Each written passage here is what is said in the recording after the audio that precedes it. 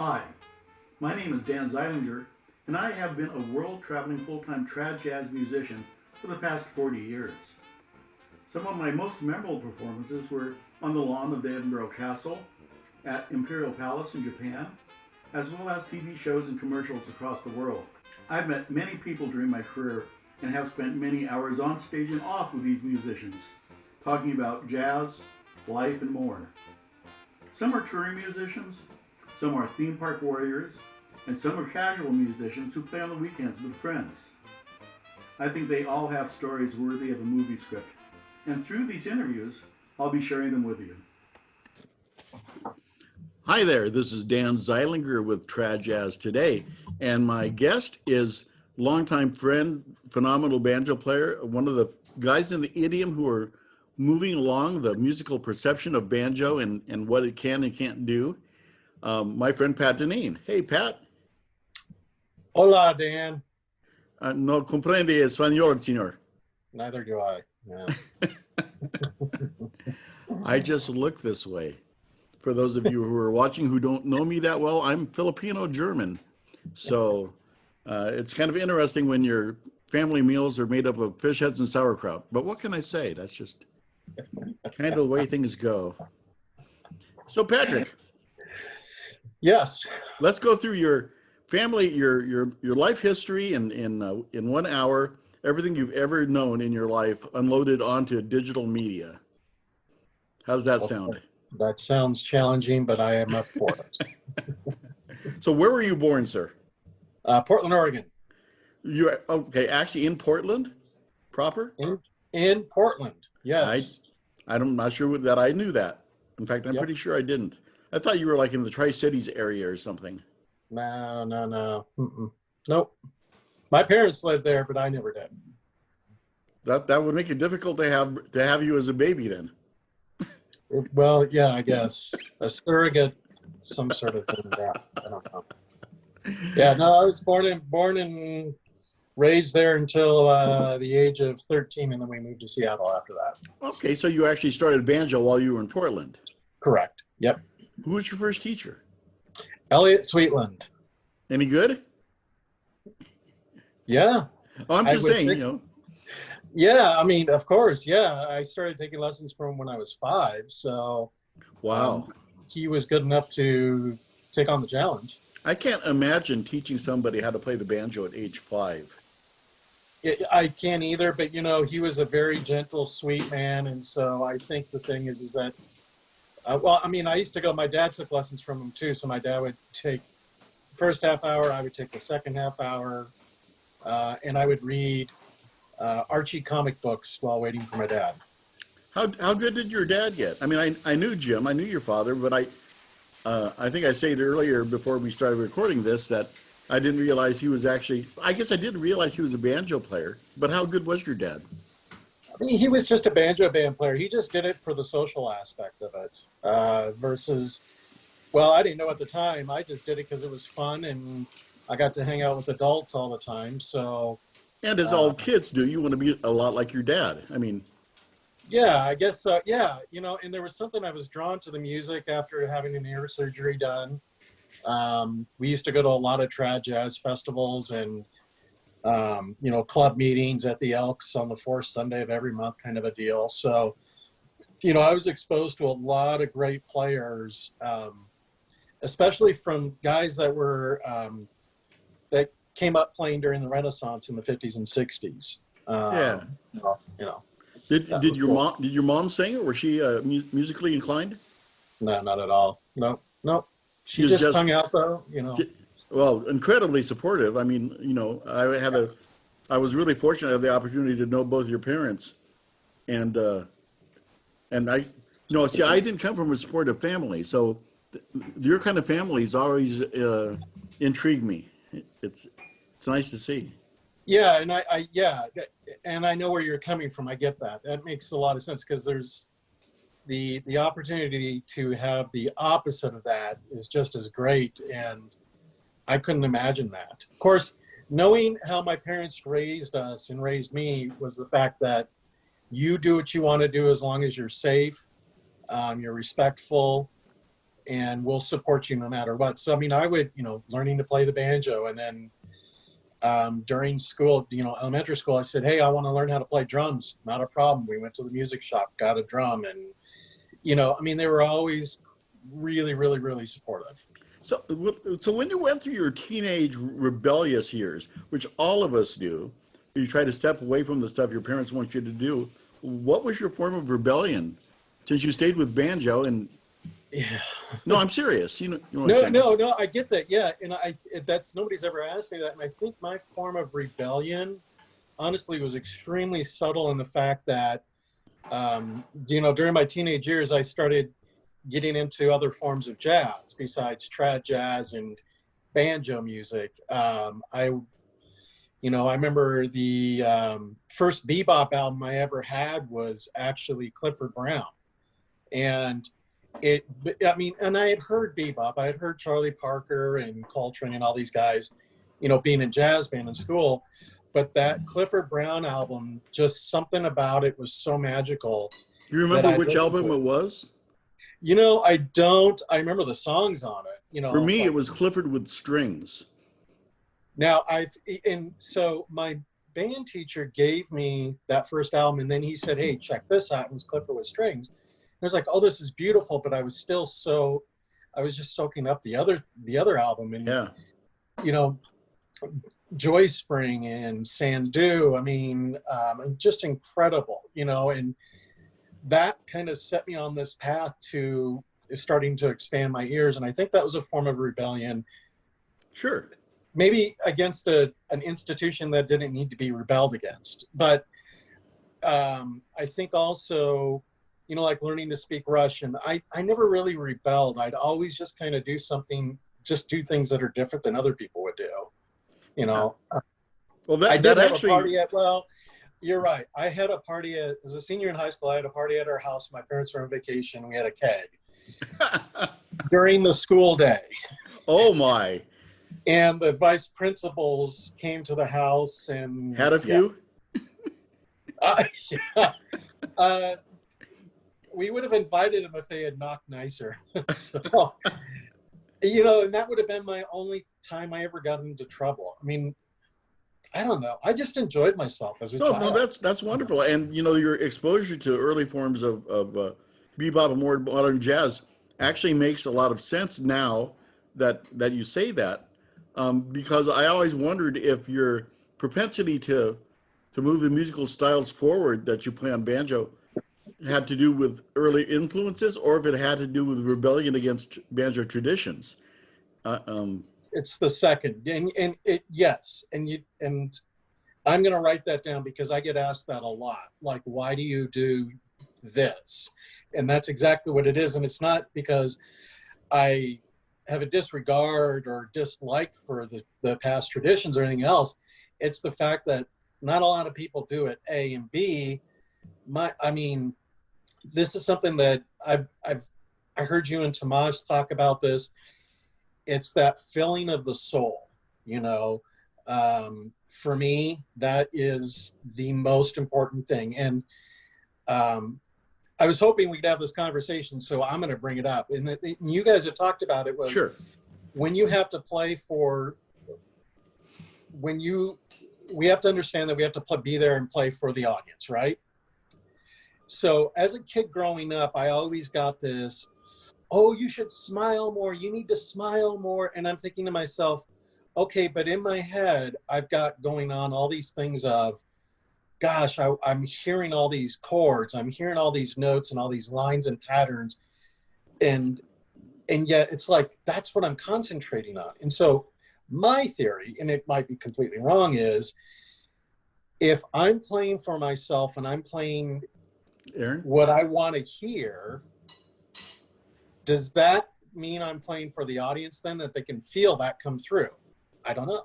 Yeah, I understand. We all know performers, and you've been exposed to a few of them working at Branson. We all know performers that don't come off as being genuine because they have that showbiz smile plastered on their face. Right. And we had spoken once upon a time about the fact that you met John Davidson, and of course I went to school with his wife, who wasn't, of course, his wife at the time. But John Davidson used to drive me crazy when I watched him on television. I remember him doing an up version of St. James Infirmary on his Oof. TV show. And he was an excellent pipes, a phenomenal singer, but he had no clue what he was singing about, it seemed at the time. Right. And I think that's what one of the things you're talking about is your connection to what the music actually intends to be about. So it's the being genuine is what and I'm trying to work this through. Being genuine to the audience, I think, is even more important than playing what the audience wants to hear. Well, in my opinion. No, well, let's talk about that for a minute because I've thought about it in length.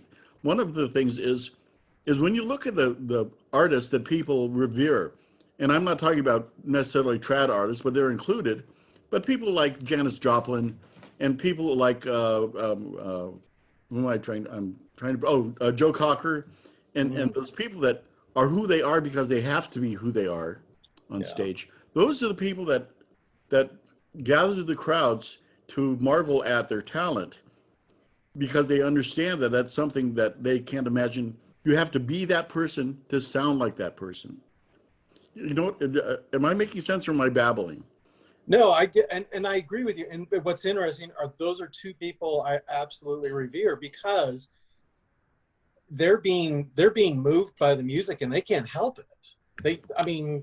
I saw Joe a couple of years prior to his death, and he was, it was kind of like going to a Tom Jones concert, but he didn't view it as that way. He viewed it as, I'm getting paid to play music that I love to the core.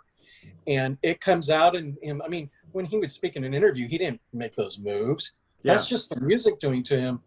And I don't know. I mean, I think that's probably why people dig that because they can feel it, you know? Right. I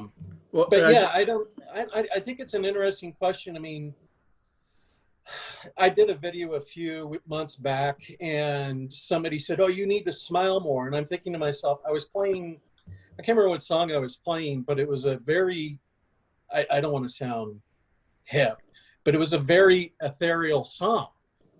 I'm not going to sit there like a Disneyland banjo player and smile through it. But beyond that, it has a lot to do with who you are as a person. And of course, I know you fairly well. I mean, we spent some hard time together, and you are an introspective person. Yes. It's not so much that you're not playing for the audience, but you have to internalize your art in order for you to feel that you're serving it. I'm opposite. I mean, you've played with me enough to know that I'm a gregarious, outgoing. I play and speak and joke without thinking. Yeah. Which is seriously, as a musician, I'm almost the opposite of you, and I move on stage and I'm smiling and checking things out, and it's because that's who I am as a person. I'm gregarious and outgoing, and introspection doesn't even occur in my vocabulary. I constantly give out too much information about not only what I'm thinking but what I'm playing. You know, so I understand it, but for the audience to understand it, they need to understand that you are who you play. Wow, that's a big statement. Because I've noticed that with people I play with. But all right, so there's people like you, Westy. You're of that same cloth. The thing is you're being true to yourself. So you can't. In my opinion, I cannot deny an artist for being true to themselves. Whatever medium that is that they choose to use. Absolutely. When I was playing bebop and I was playing more modern jazz things in big band rehearsals, I would get flack all the time for looking like I was having fun. Isn't that funny? But that's what the people pay for. Other guys in the trumpet section would be pissed off at me because I was moving and smiling and I just had a blast when I was playing. And of course, that's not hip, you know? Yeah. So let me ask. And I know this is your interview and whatnot, but I'm going to ask you this. So where, in the soul, what hits you in the soul as a musician? Well, it depends on what I'm playing. as a classical musician and as a trained musician, um, I find it really fascinating and enriching to try to interpret the thoughts of the composer, which Mm. is kind of what traditional orchestral and traditional music is you become just a conduit for for the composer. Whereas in jazz, what hits me in the soul is my gosh, it's really funny, and I'm going to say this, and you're going to laugh. But when I'm on stage in a jazz setting, especially in a trad jazz setting, I'm looking to get everybody in the audience to tap their foot and smile, and I'm on stage to try to get the attention of the audience. Um, I want them to watch me. I mean, that's who I Hmm. am. Uh, and what hits me in the soul is when I feel that I have helped lift the burden off their shoulders. Mm. I see musicians and artists in general, and I've talked about this on one of my other videos, that I think our job as artists is being doctors of the soul. Yeah. Huh. Which is probably why there's certain people, audience members. What did somebody audience? Is that the word I for don't know. I them? just call them civilians. Civilians, yeah. But there's, you have a following. So like I mean, I'll use like Dave Matthews for an example. It has Sure. tons of followers, right? But he's hitting them in a soul some way. Those people get it. The people that don't. It's not. It's just what it is. But then those people might also get some other style of music or band or singer or whatever it is, and that hits them in the soul. The Right.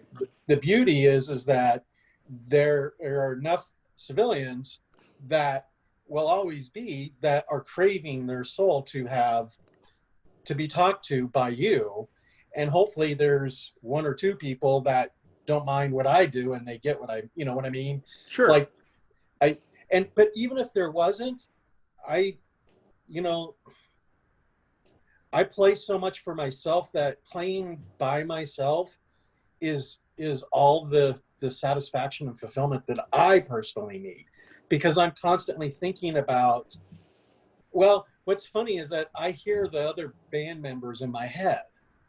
And so that's what I'm always trying to thinking about where lines are going, thinking where the bass line is going. It wasn't until playing with you full time, or a lot of the time doing casuals, of listening to bass lines, and and that's huge to me, is to hear that, and that satisfies my soul. Well, that explains a lot because, as you have found out over the years, I don't play traditional tuba bass lines Right. in No, this you style. don't. No, you don't. But I wouldn't even use the word that you don't play traditional lines. You just play you, which is fabulous. That's exactly what we're getting to here. You know, Yes, exactly. Yeah.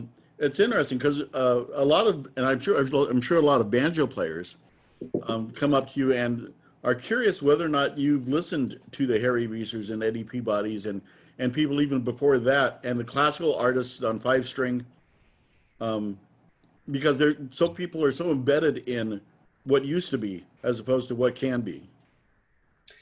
Well, and there's just as in any musical genre or instrument, there's always a certain crowd that is dyed in the wool in the past. That say you must master the past masters before you can move forward.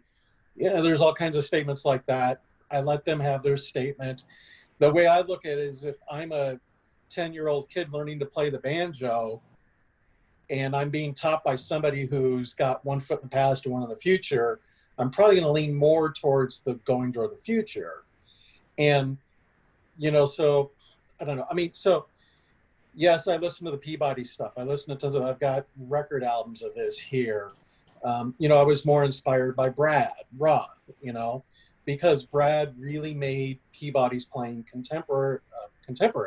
Well, he still does today, Oh, in his fact. new videos, I complimented him on them because he has made them palatable to those who aren't Eddie Peabody fans. Right. But it Does still that make angers sense?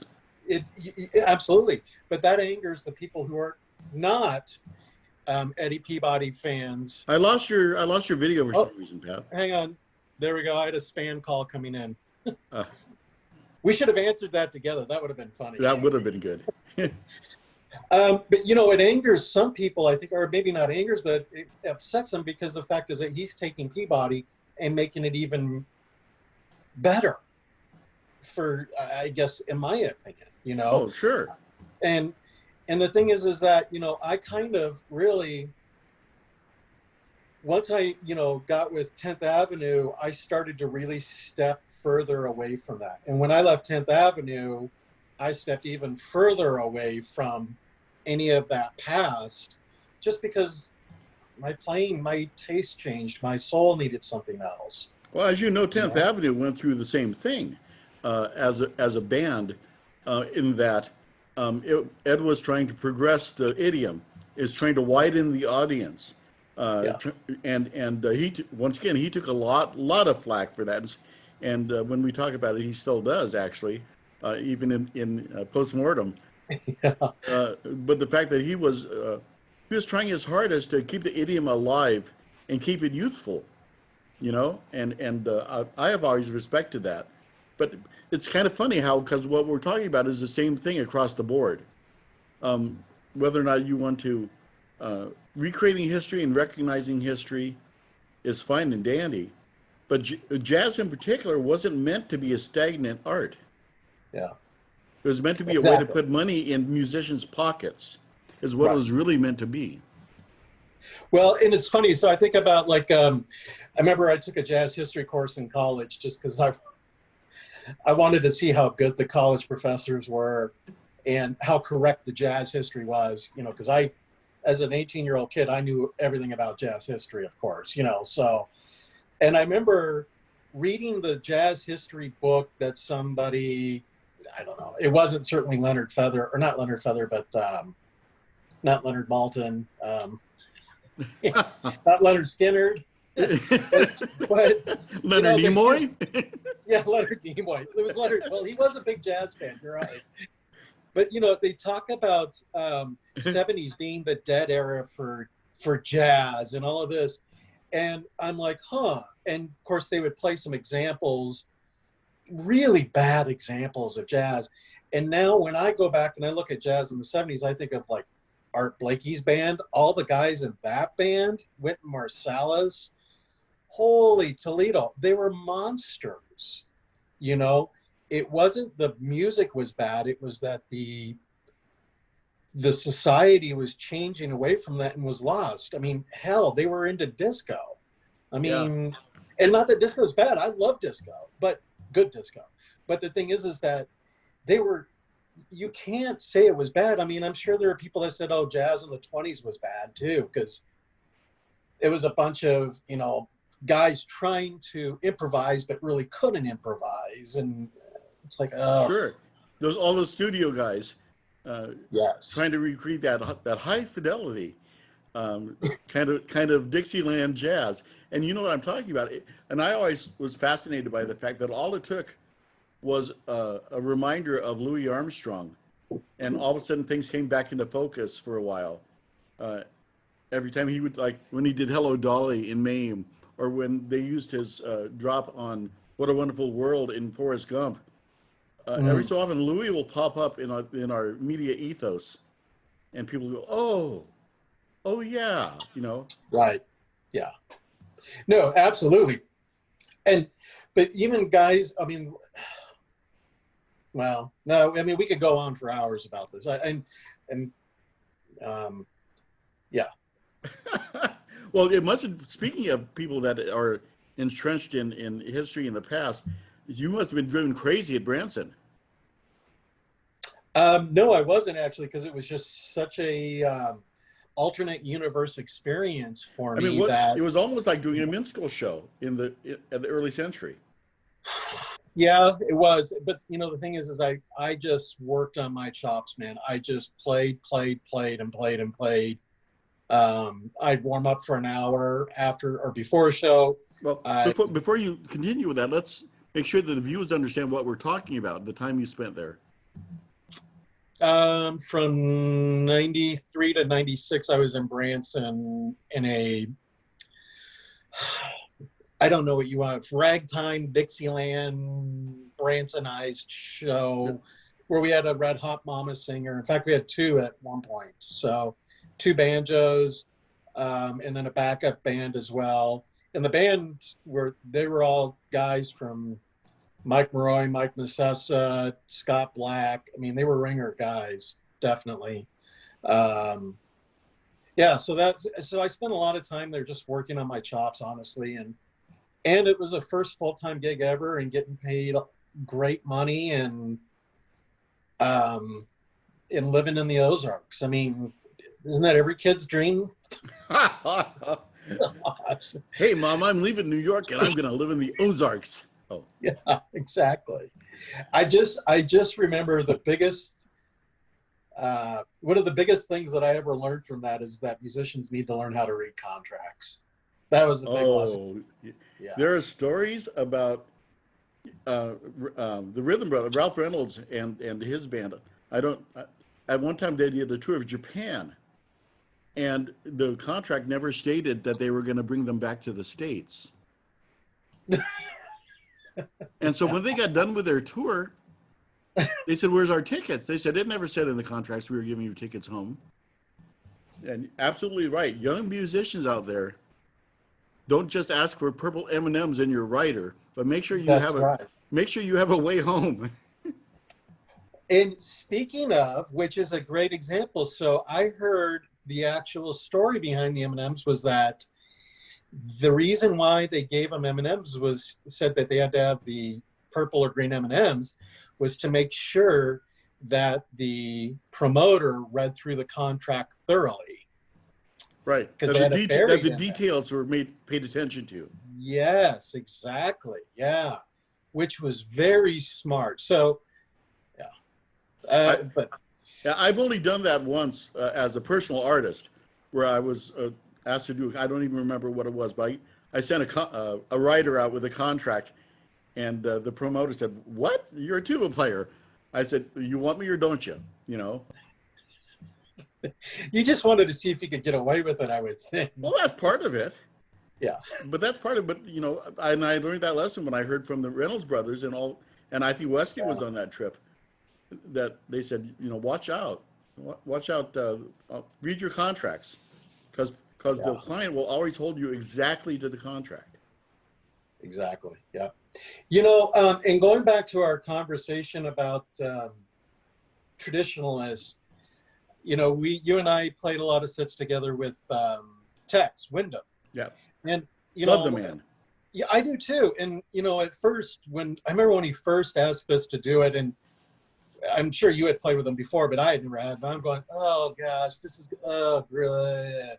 I just was bemoaning the fact. But then the stuff that I learned on set was incredible. Yeah, was stuff that meant a lot. Yeah, well, he's a great historian, and in his patter for his bands, he dispenses incredible amounts of information. Yes. Yes. And I think he genuinely enjoyed playing with us too, because I've seen him. I don't want to say that as a bad thing about him.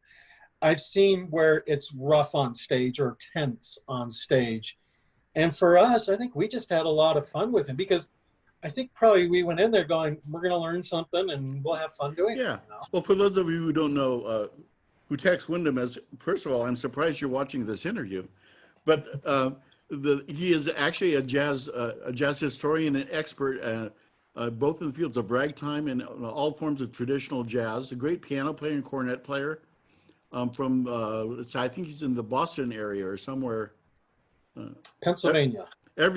Pennsylvania. Everything north of anything east of Nevada for us is back east. It's a shame, but it's true. Yeah. And a great guy, but really knows his stuff. Now I have to tell you, Pat, you may even have been there, but I was playing a set with him. I think it was at Mammoth Lakes, and he called home in Pasadena, and he looked at the crowd and he says, "I'll bet you there's not one person that's listening to my voice right now who can tell me who had the hit on Home in Pasadena." Now, because I had been playing with Rusty Stiers, who isn't no slouch when it comes to history, I knew that it was the Temperate Seven, which was an English band. And so I was back on tuba, and he made that statement. And I said, "Oh, the Temperance Seven had a hit on that." And he whips around. He says, "There, ladies and gentlemen, is somebody who knows their jazz." I had no clue about anything. I mean, I was relatively new to the style, but Rusty had mentioned it, in the break room at Knott's Berry Farm, and it stayed in my memory for some reason. But ever since that moment, he's considered me not only a friend but a colleague. Wow, you're Which on is good. par. And he and I used to argue in the newspaper, in the West Coast Rag newspaper, all the time, if you remember. Yeah, I just saw a video this morning of John Reynolds playing home in Pasadena on a plectrum dobro guitar. Oh yeah, yeah. It's an interesting tune, actually. It is. Yes. Yeah. Yeah. Yeah. How it's really funny. I hope you don't mind me deviating here, but how a lot of the Tin Pan Alley writers would write things like Chinatown, and they'd write these Congo tunes and places they've never ever been, because they were exotic. And I realized after thinking about the Temperance Seven and home in Pasadena that was basically the same thing for them. The English bands who were talking about the Mississippi blues and things like that are people who were writing things that they really didn't know anything about. Oh, and absolutely. singing things. Yeah. Yeah. Huh. I never It's an thought of interesting it that way. ponderance. It is. It is. Yeah. Great. More introspection I have to perform. Thank you. Appreciate that. Yeah. And then you and I hit the road with 10th Avenue. And that was, I interviewed Dan Marcus since I've spoken with you last. Oh, cool. And we were talking about Ed and what a road rat you can become. And we were doing 40 flights a year when we were playing with 10th Avenue to try to go to San Jose for rehearsals. Ladies and gentlemen, those of you who have heard the 10th Avenue Band, what you may not know is we rehearsed virtually every weekend of the year, whether or not we were on tour or something. And Ed would fly us to San Jose for rehearsals from Seattle and Portland, and I was in Anaheim, and the whole who else was in that band that was coming from distance? George Urson was, of course, in Canada, and all of us were flying into San Jose for rehearsals if we weren't on an international tour. And you learned how to live out of a suitcase is what I'm trying to get to. Yes, you do. And play Scrabble. And play Scrabble. Yeah, yeah. And we would have a variety of performers go through that band. One of my favorite memories was Rusty Stiers in Hungary. Oh. Rusty played trumpet with us on our Hungarian tour, which I think was a 2-week tour or something. We actually traveled the entire country. If you want to hear some references about that, listen to my interview with Tamás Itztas, who is the leader of the Bohème Ragtime band in Hungary. And I just remember we were at a restaurant, and in fact, my son was with us on that trip. We had a restaurant, and Rusty went to pay his check at this one restaurant, and the cashier says, "Are you American? Remember this?" And Rusty says, "Why, yes, I am." And she said, "Oh, I love Americans." And he just about lost his stuff right there. It was a wonderful moment in time.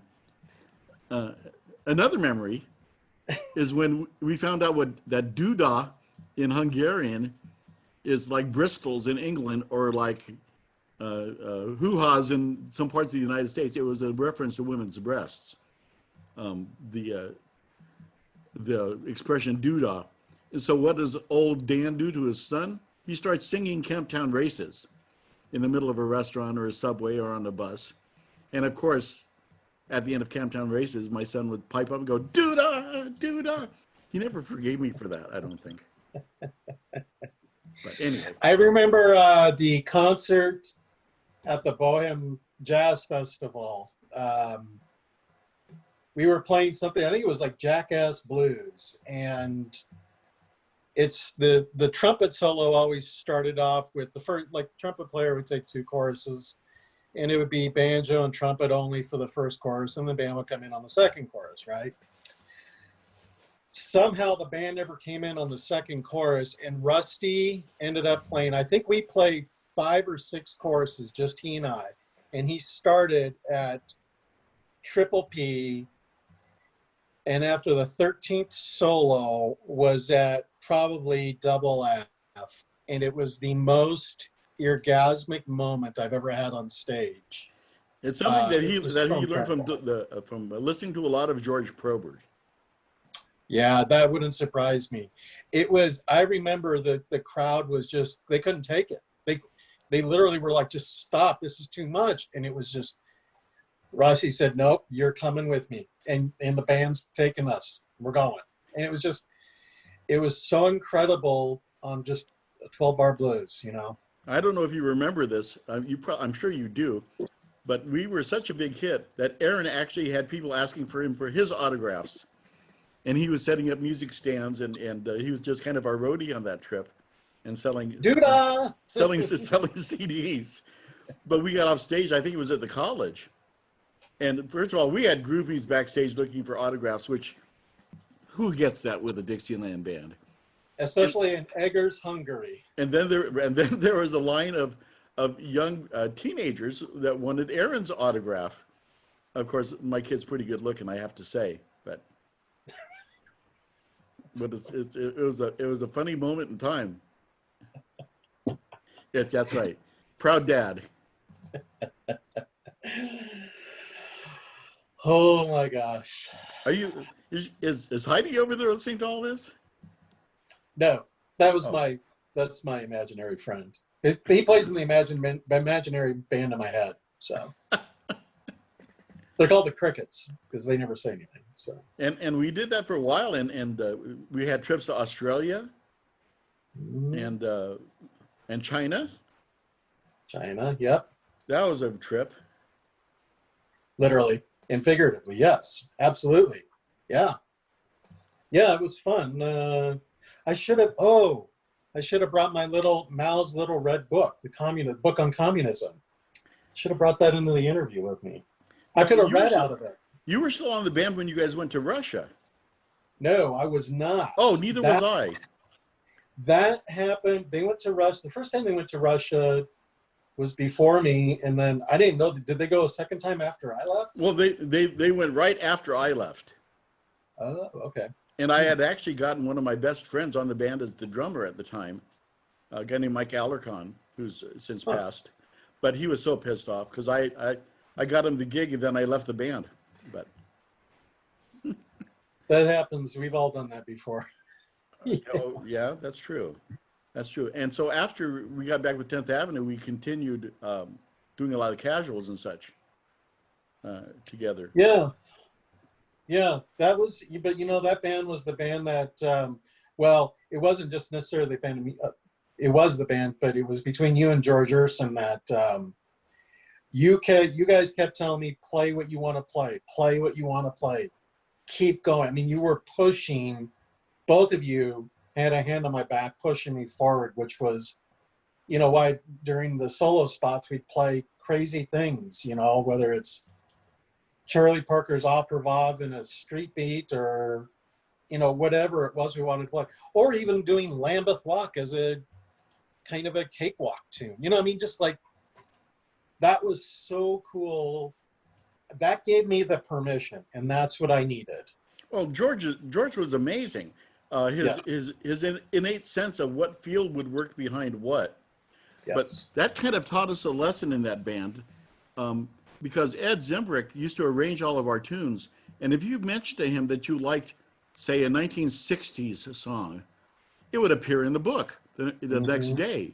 You had to be really careful what you said around him because, and the things he liked. We were a band that played things like Live and Let Die, along with doing recreations, revoicings of big band songs, along with banjo sing-along tunes. That book is an incredible book, outreaching a lot of styles, and a lot of it came from just somebody in the band casually saying, "Hey, you remember, Sounds of Silence or something?" And like 2 days later, the chart would appear in the book. It was a pretty crazy place to be. Now, I don't want to get off this before we start. We talk a little bit about the the All-Star, the Dan Zeilinger and the Interstate Five, which was, of course, that band that we mounted for the San Clemente Jazz Festival. And that happened because George Schultz, at the last moment, who normally did the All-Star band for that festival, I was talking to somebody about that,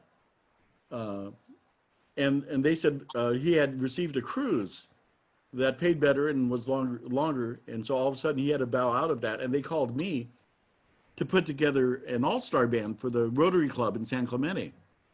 And of course, I pulled a fast one on them, and I made myself the cornet player for the band, which they weren't expecting. But to let you guys understand what was happening here is I replaced them as the Rotary Club All-Stars, and I played cornet, and we had Bill Dendel on trombone and banjo, and we had Larry Wright on whatever he wanted to play, and we had Wesley Westenhofer on tuba and string bass, and John Tamburi was supposed to play drum set, but they didn't supply drums at the festival, and he happened to have his washboard with him, so he was our washboard player, and Pat Dinneen here was our banjo player, and what a band! Not only was it incredibly fun, but it was smoking. And I think somebody I have a great name for that band, by the way. Yes. The Rotary Club Hot Shots. Well, that's what they wanted to call us. And I was trying to get them to do Dan Zeilinger Interstate 5. But I've given that name to Katie Caveira to use now.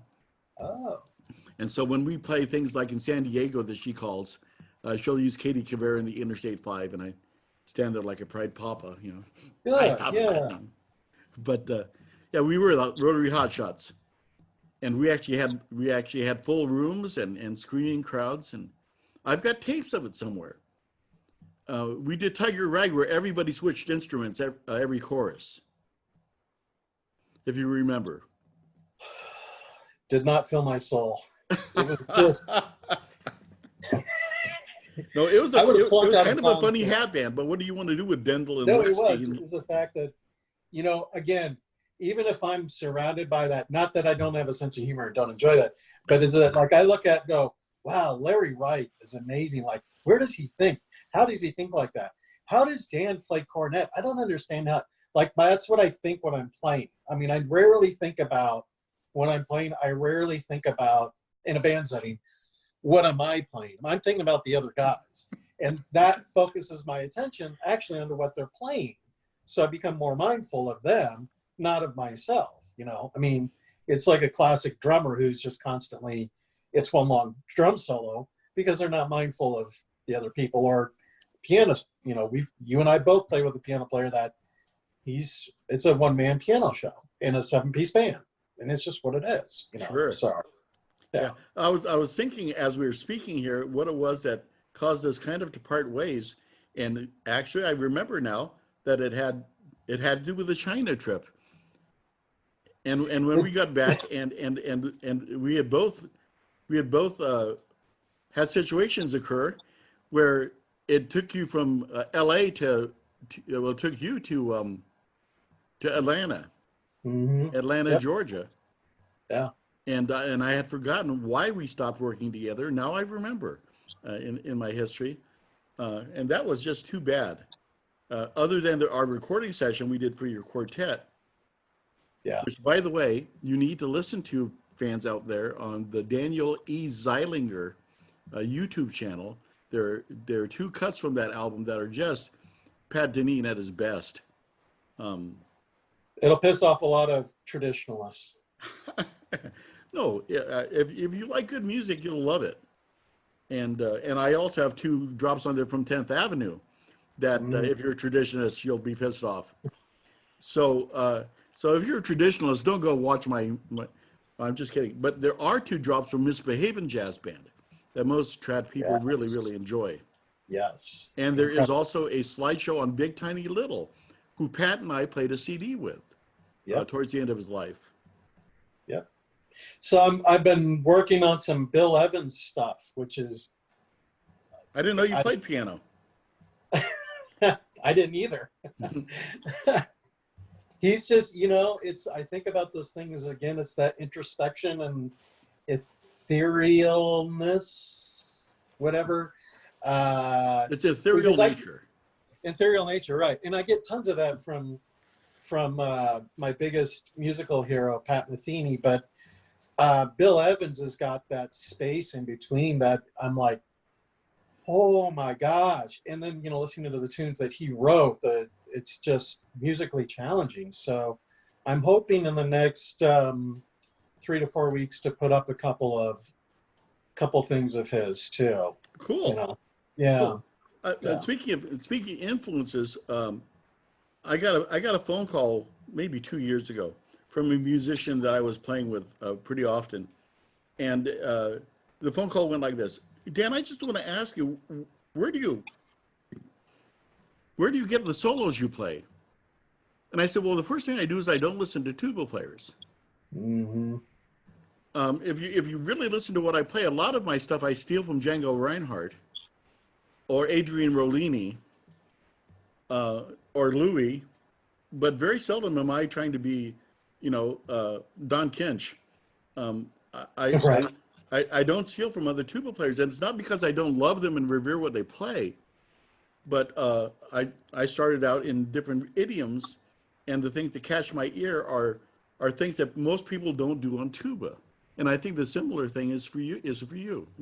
Absolutely. No, and that's very true, because you always get asked that question of, oh, so was Harry Reeser a big influence, or Perry Bechtel, or Borgie Borges? I'm like, no, it's Pat Metheny. Oh, he's well, it's just who I am. I mean, I can't deny that. Just as much as, think about Adrian Rollini. Holy crap! To swing on that axe. That kind of explains my playing a little bit, though, doesn't it? Yeah, absolutely, it does. Yeah, and I think about back to Clifford Brown too. Listening to Clifford Brown, and this is going to be a long shot, is like listening to Django Reinhardt on guitar. Oh, absolutely. There's a lot of arpeggiations going on, arpeggios, whatever. But there's something there. They're thinking so far ahead in the tune. Their roadmap of where their solo is going subconsciously is drawn out for them. They just don't know it. If you go back and listen to your cut on the Django Reinhardt tune that we did together, and you listen to my solo on it, you'll hear Clifford. You'll hear Clifford influences on my tuba solo. I'll have to do it, because I normally just fast I forward understand. Back, but for those of you listening who are fans or not fans of mine, go back and listen to some of the stuff that both Pat and I have done, and you'll hear all the influences we're talking about. Along with the fact that we love the traditional stuff that have come before us, and I listen to Firehouse 5 records as much as the next guy, but I need my own. You listen to George Probert 40 years later. I would rather listen to George Probert 40 years later, because his playing evolved so incredibly, so soulfully. I don't know if I've told you this, but I went up to George once, and I said, "Hey, George, I just figured something out." And he goes, "What's that, Danny?" I said, "I figured out that you're actually a 1950s shuffle player on soprano." And he went, "Guy, you're right. Stop that." But if you listen to the way he phrases things, he sounds like a guy that came out of like a Sam Butera band, except he's playing soprano in front of a trad section. Yeah. Listen to his hot out choruses, and you'll hear what I'm talking about. So there, I've just blasphemed the traddest of trad names, but he wouldn't care. He would not care. But such is our art, Yes, it is. Yes, unabashedly. So let's. Unfortunately, I'm going to have to bring this to a conclusion here. But as always, I want you to tell people where they can find your music, how they can financially support you and or your channel. Tell them about all that. It's yours. So there's nowhere that they can get the music. Unless they just want some bootleg copies for me, so my own bootlegs of my bootlegs, I can certainly send them those. I never produced that album just because I retired from music at the time, and so I don't know if the 10th Avenue stuff is still out there to buy or not, but Yeah. really, so I think the music that I talk of today comes through the contemporary four-string banjo page that I run on Facebook. I don't do anything on YouTube just because it's like, how much social media stuff do I want to manage? And I just don't. It's become a bigger thing than I ever realized as I do this channel. And I applaud you for doing that hugely. I mean, if there's something that I record on Facebook and you want to put it on, you're welcome to it, as long as we don't get in trouble with public domain or, I mean, I don't mind that at all.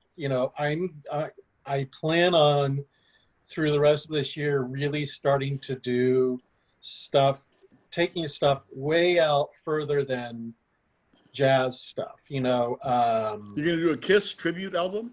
No, actually, there's a great song by No Doubt that I love as a bossa nova, believe it or not. So I've been working on that. Some Dave Matthews stuff. I'm a huge Dave Matthews fan, and there's a couple of his songs that I'm trying to figure out how they would work through me. So, sure. Yeah. So also, what you're talking about is actually kind of the impetus of postmodern jukebox. Yes, exactly. It really is. Where does that tie into trad jazz? I learned how to play trad jazz when I was a little kid. Boom, there, it's done. Now I can move forward. And you still can hold down a mean banjo chair if you're asked to play in a band. Straightforward. Absolutely. Well, Pat, this has been fun. Absolutely, as always. Complete disclosure: this has been fun again. Pat and I have done an interview for this channel, and we just had such a bad signal that I asked him to do it again. So thank you for being patient with me and doing this again. And this one will drop. I'm going to drop it this evening after I edit. So I'm glad that you're going to drop me. I mean that has so many different connotations to it that. Well, I'll make sure I drop you on your head. That's why it's flat right there. There you go. All right, Pat. Dan, yes, sir. Lovely to see you. Lovely You too. to see you. You take care. You too. Bye-bye.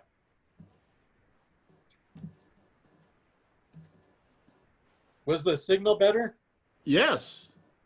Did you have any? Great. Was it really? Yeah.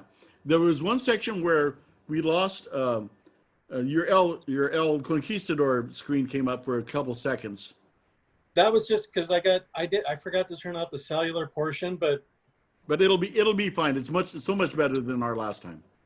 Awesome. Talk to you later. All right, man. See you. Bye-bye. Thank you all for watching Trad Jazz Today with Dan Zeilinger.